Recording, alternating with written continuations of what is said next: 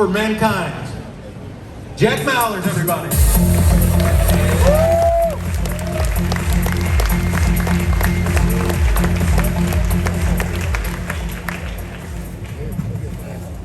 All right, we ready? Fuck yeah, let's go.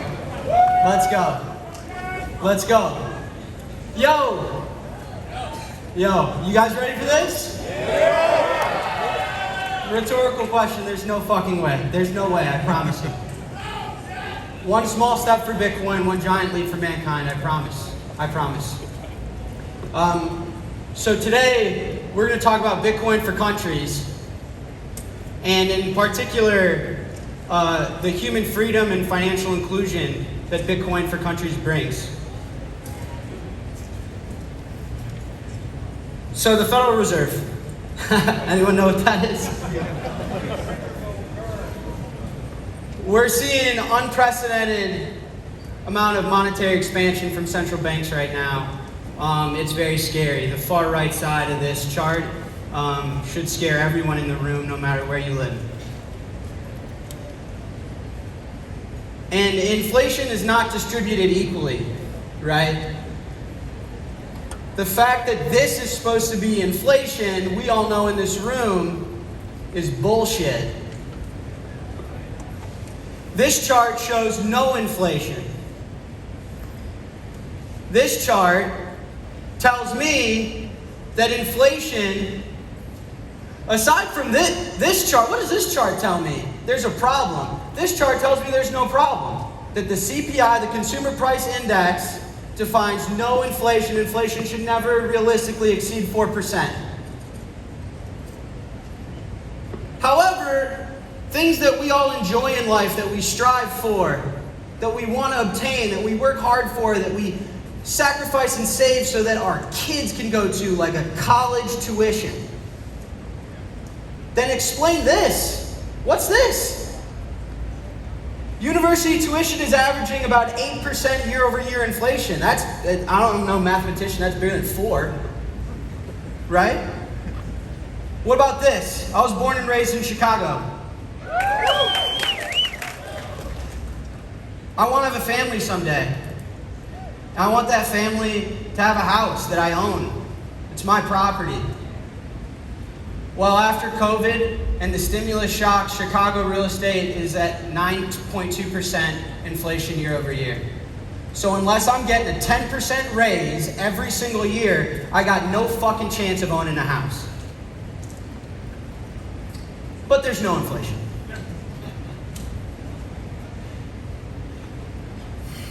Central banks are increasingly taking actions that may cause harm to the economic stability of developing countries and emerging markets. This is a huge deal and a huge, huge problem.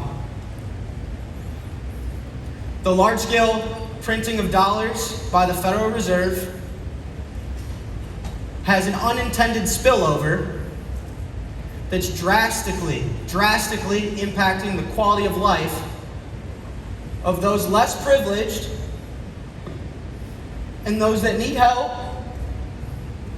in developing and emerging markets. And we're facing unprecedented times, check all the data you want, that we haven't seen for a century.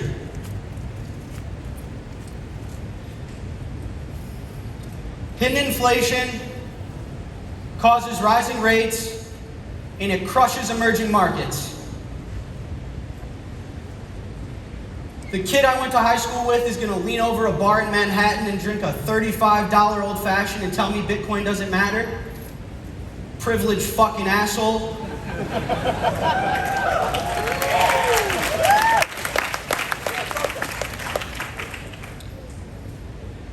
This is real, and it's happened, and it's happening now, and it's really scary. For those of you that aren't from the US, aren't from Europe, aren't from the UK, live in a developed world, you're tremendously scared. The effects from major country policies will hit emerging countries economically and financially, both. And it's a huge, huge problem. It's a huge problem.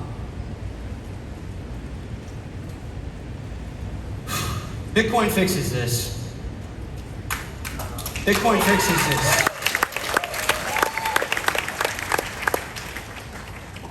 We now have an asset class that has a fixed supply, and the issuance of that is known. It was known when the asset was issued first. The monetary policy is set and protected by a distributed network. There's no central point of failure in this asset.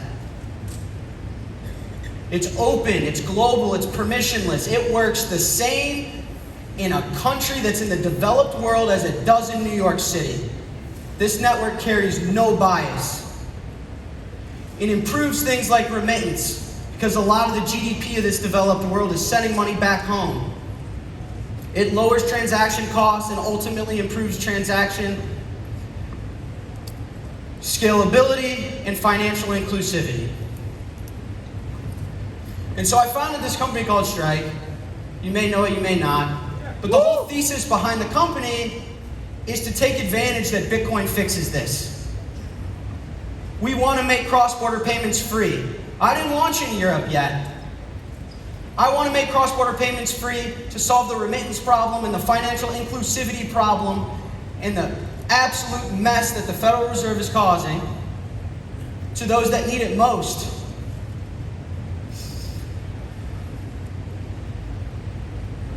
El Salvador is a great example. It's a country that uses the dollar because in a civil war they lost their own currency. It's a country where over 20% of the GDP is inbound remittance. It's how capital is influx into the economy. However, of that GDP, fees can be upwards to 50%. And the true crime is that there's over 2 million Salvadorians that live in the United States. And people are leaving because of the economic instability and the lack of economic support.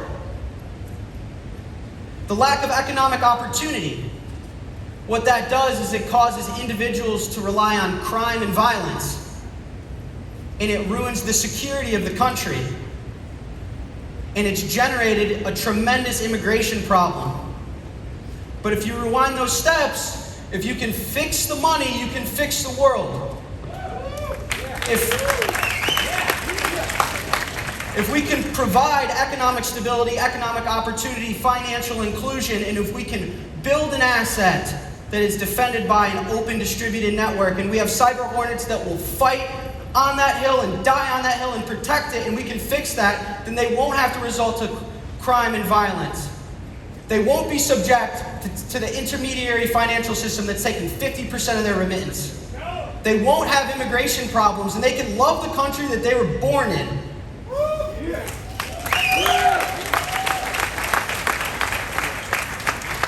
And I remember we built the first MVP, and my CBO, who's the most successful guy, he's so smart, it's like, all right, let's launch in Europe. And I was like, you're out of your mind, man. I gotta go to El Salvador. That's what this is all about. This is all about helping those that need it. I'll be TransferWise later.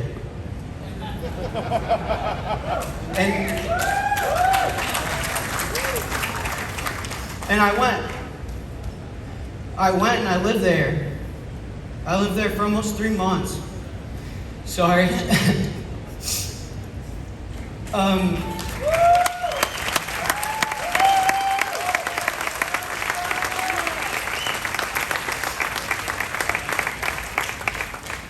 I tried to collect a remittance payment. I couldn't do it. The ATM didn't work. It was a lot of dirt roads, and it was sad. There just wasn't a lot of hope. I gave talks. I talked to the kids. I told them, man, we got this. Bitcoin's here. We got this. And I'll tell one story. There's a guy, his name's Chimbera, and I spent a few days with them. It was my first week there. He sat me down, and he said, you know, my grandfather was a fisherman, and my dad was a fisherman, and I thought I was going to be a fisherman. I'm not like you. You got a Chase bank account. You get a debit card. I fish. Nothing more, nothing less. Until Bitcoin, man. Like, I got hope. I scan the same QR codes you do. When Bitcoin goes up 10%, Michael Saylor makes a lot of money, so do I. So do I. Chimbear's never had a bank account, but he's got a Bitcoin wallet. Chimbear's never had a savings account, but he's got a hardware wallet.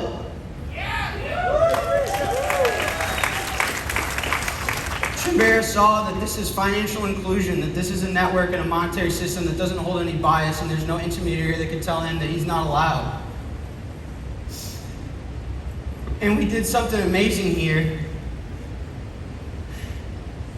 And we were onboarding 20,000 Salvadorans a day, and most of them didn't have bank accounts.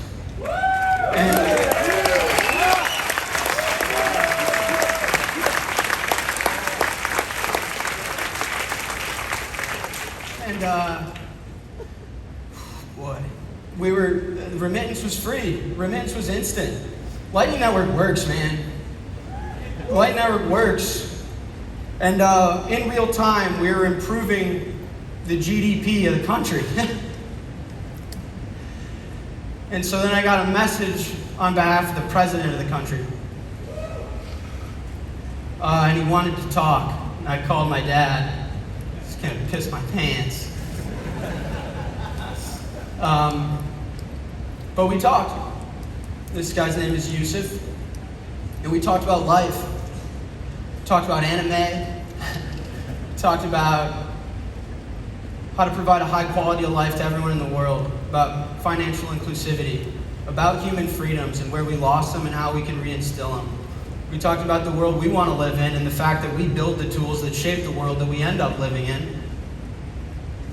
And I met more of the government, and I became friends with the security guards. It's a big rifle.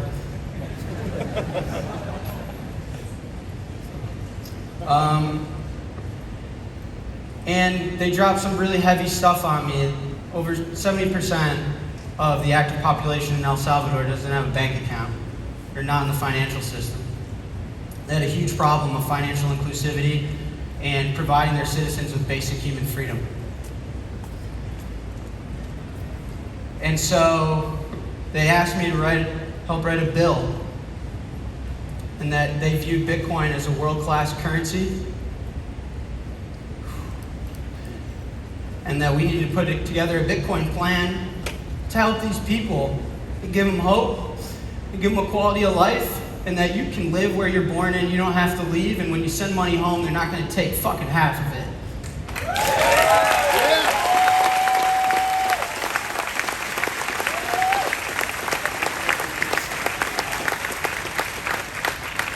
And I worked really hard, and I lived there, and I got to know the community, and I made friends that I hope will be in my wedding someday.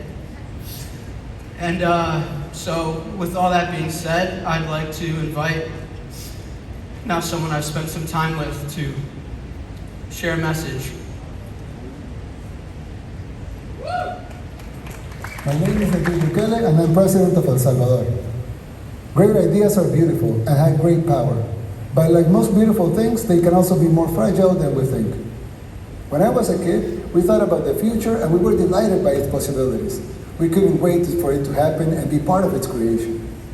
But now, ask almost anyone what they think about the future, and they will say something along the lines of nuclear war, climate catastrophe, hunger, pestilence, the death of life. We didn't take care of the beautiful idea that we create our own future, that we as humanity can do almost anything that we imagine. Our ingenuity, what separates us from other species. In El Salvador, we are trying to rescue this idea and start the design of a country for the future, using the best ingredients that makes us who we are, while using sensibility to find the best examples of ideas from history and around the world. I believe Bitcoin could be one of these ideas. That is why next week, I will send to Congress a bill that will make Bitcoin a legal tender in El Salvador.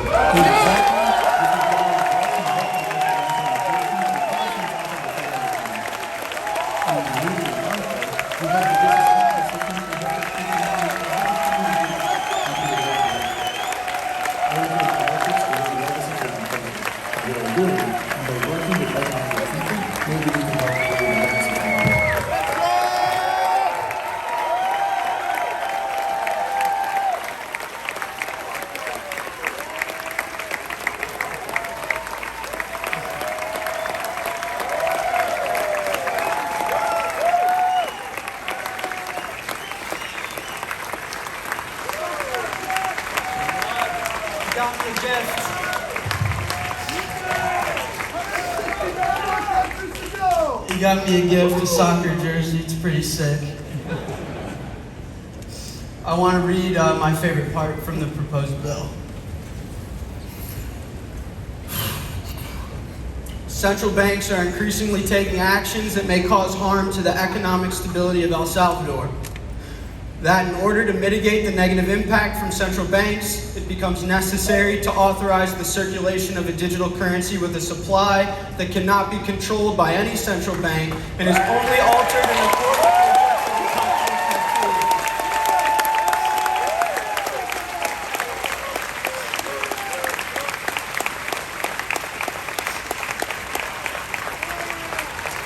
So as of now, El Salvador is set to be the first Bitcoin country and the first country to make Bitcoin legal tender and treat it as a world currency and have a Bitcoin on their reserves.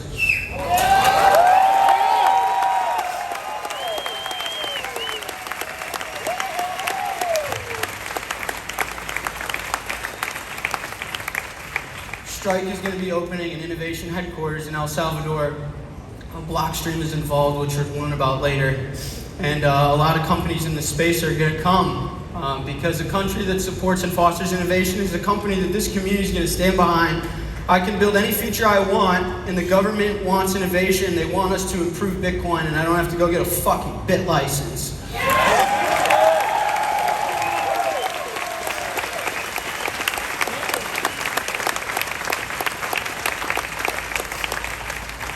I'm also going to be open sourcing all the work I did. And it's going to be called Bitcoin for Countries. And any country that needs help, download it from the fucking internet. Let's go!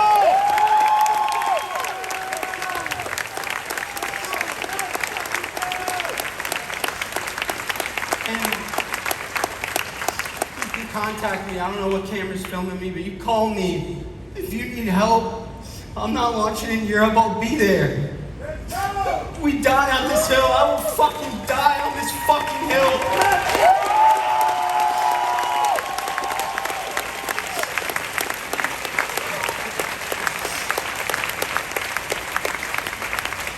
So, today, a country plugs in into open monetary system and gives their citizens hope. Today, country chose Bitcoin as a currency with a supply that cannot be altered by a central bank. Today, humanity takes a tremendous leap forward in reinstilling human freedom and financial inclusivity. And today, I hope we all can celebrate the resilience and strength of humanity and the direction that we're bending humanity towards. Today's a really special day. Oh, I'm sorry. Let's go, Jack!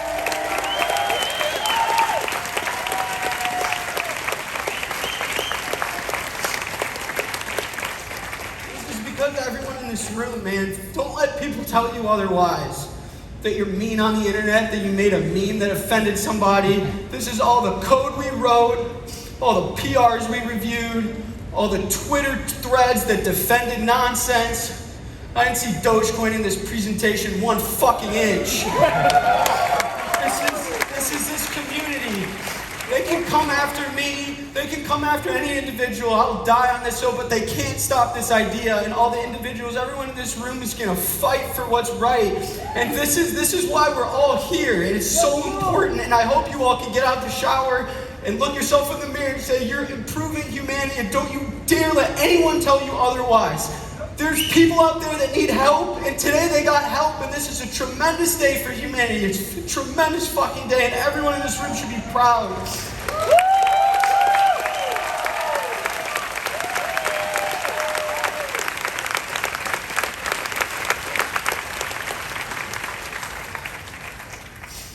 Well, my clicker's dying, so I don't have my next slide. But I'll end it. The reason I labeled the talk the way I did is because I think that this is one small step for Bitcoin. It's not a big step for Bitcoin. It's just another node on the network. It's another wallet. Just another president's just another Bitcoin hodler, just like all of us. The network doesn't know who he is. The network doesn't give a fuck. And if he gets mad at the network's not gonna flinch. He mines an invalid block, my node won't accept it. It's a small step for Bitcoin. It's a small step for Bitcoin, but it's a giant step and a giant leap for humanity. And the fact that there are people that needed hope and they found it in Bitcoin, and this community's fought for this moment, and I wanted to share it with you guys. And I'm so proud of everybody in this room. And we got a lot of work to do, but I hope today you find solace in knowing that you helped those that haven't been helped in maybe 250 years.